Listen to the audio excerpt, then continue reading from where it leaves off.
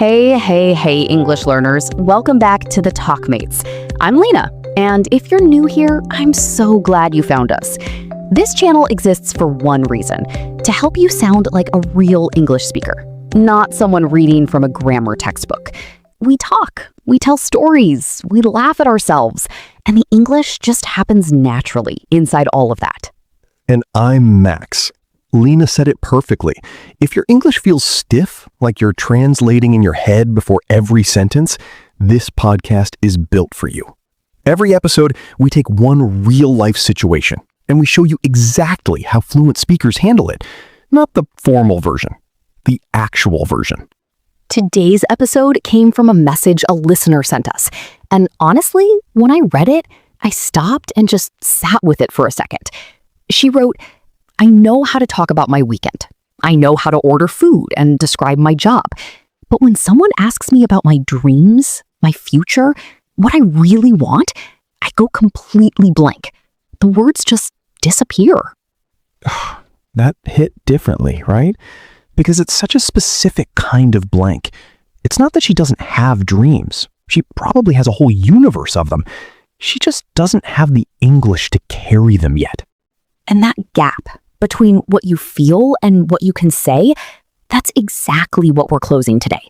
By the end of this episode, you'll have real, natural, fluent phrases for talking about your future, your goals, your plans, your big, messy, complicated dreams, without sounding robotic, without over-translating. But before we get into the teaching, Lena, I have to tell you what happened to me last Saturday. Because it is embarrassing, it is directly relevant, and I need to say it out loud. Oh, this is already good. Go. So I'm at this dinner party. Nice people, good food, relaxed atmosphere, and someone, completely casually, turns to me and says, Max, where do you see yourself in 5 years? The question. The question. And I host a podcast about communication. I talk for a living. And I just sat there like someone had asked me to explain quantum physics in Mandarin. Full blank. 5 seconds of silence. What did you actually say? I said, and I need you to understand, I am not proud of this. I said, I don't know, maybe good things? And then I laughed awkwardly and grabbed my glass. Good things, Max. That is one of the saddest answers I have ever heard from a grown adult. I know. And here's the thing. I do have ideas. I have actual plans. I just couldn't find the language for them in that moment. Everything felt either too big, too vague to say out loud casually. And that's the exact problem we're solving today. Because the skill isn't just having dreams. The skill is having phrases that make it feel natural to say them out loud. To a stranger at a dinner party, to a new friend, to a job interviewer, without it feeling like a TED Talk or a therapy session. There's a real register thing happening with this topic. You want to sound genuine, but not intense. Hopeful, but not naive. Ambitious, but like a normal person about it. Exactly. And English has beautiful tools for all of that. Let's get into them. Okay. The foundation. The phrases every fluent English speaker reaches for when they talk about future plans. And the first one, the one you will hear constantly in real conversations, is I'm planning to. I'm planning to. Present continuous, pointing to the future. It sounds active, considered, real. I'm planning to move to a new city next year. I'm planning to start my own business. I'm planning to go back to school. It has weight without being dramatic. And notice how it's different from just saying, I will. I will move to a new city sounds like a declaration, almost like you're announcing it to a crowd. Whereas I'm planning to move sounds like I've thought about this, I'm working toward it, it's real, but I'm a normal person. That distinction matters more than people realize. In casual English conversation, I will for personal plans can actually come across as overconfident. I'm planning to sounds grounded. It signals that you've done some thinking, not just some wishing. The second phrase is, I'm hoping to. And this one is softer. It implies you want something, but you're acknowledging it might not be entirely in your control. I'm hoping to travel to Japan next spring. I'm hoping to get promoted by the end of the year. I'm hoping to find something that feels more meaningful. Hoping to is especially useful when the outcome depends on other people or circumstances. Like, I'm hoping to get into that program. You want it, you're working toward it, but there's a committee, an application, a waiting list. It's not all up to you. And the language reflects that, honestly. So here's a simple rule of thumb. Planning to for things more in your control. Hoping to for things that are partially in someone else's hands. That alone will make your English feel more precise and natural. And then there's I'd love to. This one is Lena's personal favorite, and honestly, I get it. It's so good. I'd love to write a book someday. I'd love to live abroad for a year. I'd love to build something that actually helps people. It has warmth. It sounds personal. It sounds like you. I'd love to also gives you permission to say something ambitious without it feeling heavy. You're saying, this is a real desire. This matters to me. But you're not putting a gun to your own head about it. It's inviting rather than intense. And that energy, ambitious but light, is exactly what works at dinner parties, in job interviews, with new people. You're sharing something real without making the other person feel responsible for your dreams. Which, by the way, good things does not achieve. We are never letting that go. All right, let's go deeper. Because planning to, hoping to, and I'd love to are your entry points, but real English conversations about dreams have more texture than that. And one of the most natural ways to add that texture is with the structure dream of, plus a gerund. A gerund, just in case, is simply the ing form of a verb used as a noun. So instead of I dream to travel the world, which sounds like a direct translation from another language, you say, I dream of traveling the world. I've always dreamed of owning a small cafe. She's always dreamed of performing on a big stage. Dream of plus ing. That's the pattern. And it sounds so much more natural than dream to, which almost no fluent speaker actually says. Now, the phrase I've always dreamed of, with that always in there, is particularly powerful because it connects your past self to your future self. It tells a whole story in one sentence. You're not just saying what you want, you're saying this has been part of who I am. And that makes people lean in. When someone says, I've always dreamed of, you immediately want to hear the rest. There's something cinematic about it. Something that signals this person knows themselves. There's also I've always wanted to, which carries the same warmth but feels slightly more grounded, less poetic. I've always wanted to learn to sail. I've always wanted to spend a year in a country where I don't speak the language.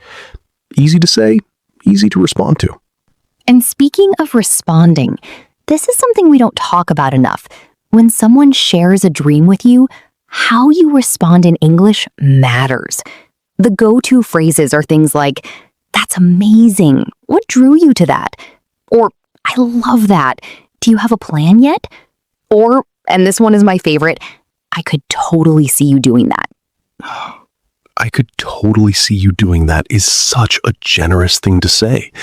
You're telling someone you've already pictured them living their dream, that you believe it, that it fits them.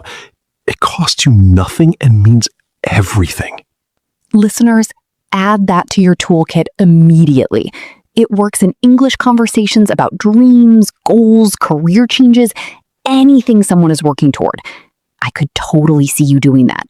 Simple, powerful, real.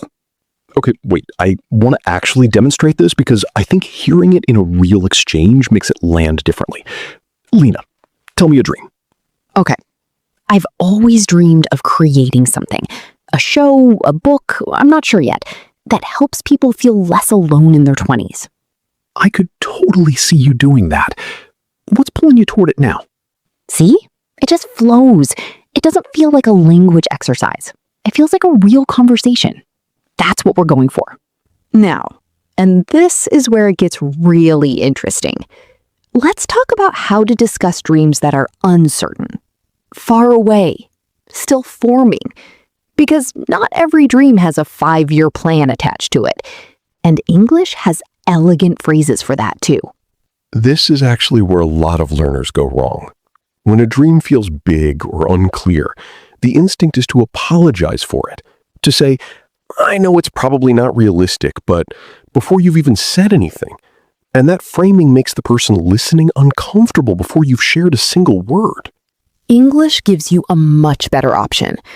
The phrase, at some point, is your best friend for dreams without a timeline. At some point, I'd love to go back to school.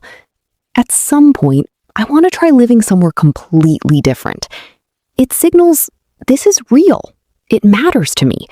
I haven't given up on it, without putting a deadline on yourself. At some point is basically saying, I'm holding this.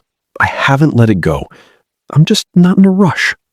There's also eventually. Same energy, slightly more forward moving. Eventually, I want to start something of my own. Eventually, I'd love to write about all of this.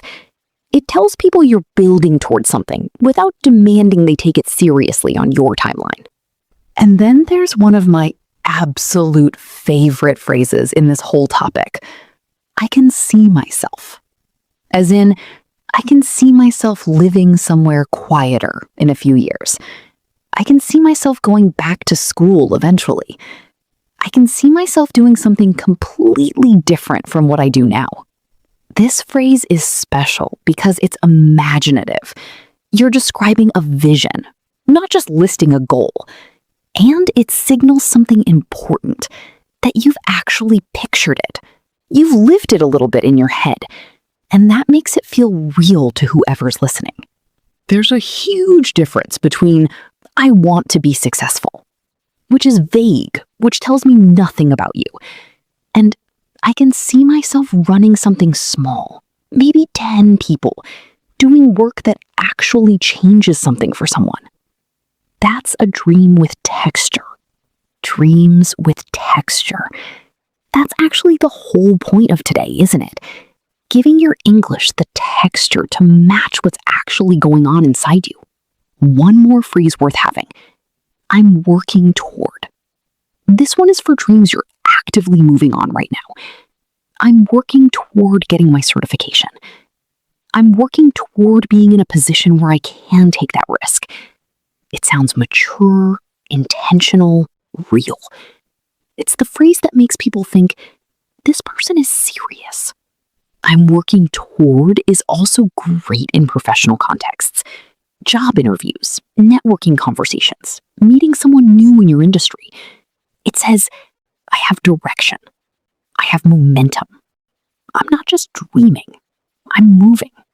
So to recap section 3 quickly, at some point and eventually, for dreams without a fixed timeline, I can see myself. For dreams you've actually visualized. And I'm working toward. For dreams you're actively pursuing. Layer these with the phrases from sections 1 and 2, and you have a complete toolkit. A complete toolkit for sounding like someone who knows exactly who they are and where they're going, even when you're still figuring it out. Okay, common mistakes. And I want to be honest here. These aren't mistakes that make you sound bad. They're just patterns that make you sound slightly less natural than you could. And fixing them is usually simple. Mistake number 1, using will for everything. I will travel the world. I will open a business. I will be successful. In casual conversation, this sounds like a list of proclamations. It's too heavy, too formal.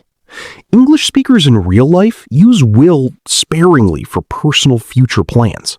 They lean on planning to, hoping to, thinking about, considering. All of these feel more natural in conversation. Mistake number 2, saying something like, I want to be rich or I want to be famous without any texture and expecting it to land as a meaningful dream. Not because those aren't real desires, they might absolutely be. But in English conversation, dreams connect when they have a why or a what attached. I want to be financially free so I can stop making decisions based on fear. That lands. That's something people can hold. Mistake number 3, and this one is subtle but important. Over-apologizing before you've even said your dream. I know it's probably stupid, or it's not realistic, I know, but this framing doesn't protect you. It actually makes the conversation awkward because you force the other person to reassure you before you've said anything. The fix is hedging without shrinking. It's a big one, but I've always dreamed of making films. You're acknowledging the scale of the dream. You're being real about it. But you're not apologizing for wanting it. That's the difference. Hedging that protects your dignity instead of shrinking yourself. That's genuinely a life skill, not just a language skill. Mistake number 4. Answering the question, where do you see yourself in 5 years, with good things? We don't need to revisit this? We absolutely do. Okay, fine. Don't say good things. Say literally anything else. I can see myself having built something I'm proud of. I'm hoping to be in a completely different place professionally. I'd love to have taken at least one real risk by then. Any of those. All better. All infinitely better. All right, practice time. And I want this to feel like a real conversation, not a drill. So here's what we're doing. Max asks me questions. I answer using today's phrases naturally. Then we flip it. Listeners, follow along and notice which phrases we use and how they fit into the conversation. Ready? Lena, where do you see yourself in 10 years? Honestly, I can see myself doing something that blends teaching and storytelling in a way that feels completely mine. I've always dreamed of creating something. I'm not sure if it's a show or a book or something that doesn't exist yet that makes people feel less alone. I'm working toward it, slowly, but it's the direction everything is pointing. I love that. Do you have a timeline? Not a hard one. At some point in the next few years, I'd love to have something real to show for it. Something I could point to and say, that's mine, I made that. But I'm also trying not to put so much pressure on the timeline that I stop enjoying the building. I could totally see you doing that, by the way. The creating something that makes people feel less alone thing, that's already what you do here. Okay, now I feel things. Your turn. Max, what's a dream you haven't talked about much? Okay. At some point, and I mean this genuinely, I want to take a year and travel slowly. Not tours, not sightseeing lists. I'm hoping to spend 2 or 3 months in one place. Learn how it actually works. Feel what it feels like to belong somewhere that isn't where you grew up. I've always wanted that. It's been sitting with me for a long time. That's really specific. Are you planning to make it happen soon? I'm working toward the conditions for it, I'll say that. There's a lot of life stuff that has to line up, but eventually, it's happening. That one's not going anywhere. Listeners, count how many phrases from today we just used naturally inside a real conversation. I can see myself. I've always dreamed of. I'm working toward. At some point. I'm hoping to. Eventually. I've always wanted. Every single one. That's the goal. Not memorizing a list, having the phrases ready when the moment actually arrives. And the moment always arrives. A new friend, a job interview, a dinner party where someone asks you a perfectly normal question and your brain goes, Good things. I walked right into that. Okay, Let's land this. Today, we built a complete toolkit for talking about your future dreams in real, natural English. Quick recap. I'm planning to for goals in your control. I'm hoping to when the outcome depends on others. I'd love to for genuine, warm desire. I dream of plus the ing form for long-held hopes. I've always wanted to for things you've carried with you. At some point, and eventually, for dreams without a fixed deadline. I can see myself for things you've actually pictured. And I'm working toward for dreams you're actively moving on right now. The through line in all of these, the thing that makes them work, is that they carry honesty and texture. Real English speakers don't just list goals. They share something true. And now, you have the language to do the same. Your practice challenge for this week, the next time someone asks you about your future, in English, in your head, in a journal, answer using at least 3 of today's phrases. Build the habit. The phrases become yours when you actually use them in real moments. Thank you for spending this time with us. If this episode helped you, share it with one person who's working on their English. It genuinely means everything to us. And if you have a topic you want us to cover, send us a message. Today's episode exists because one listener sent us 3 sentences about how she felt. Your message could be next. Until then, keep talking, keep dreaming, and keep listening to real English. See you next time.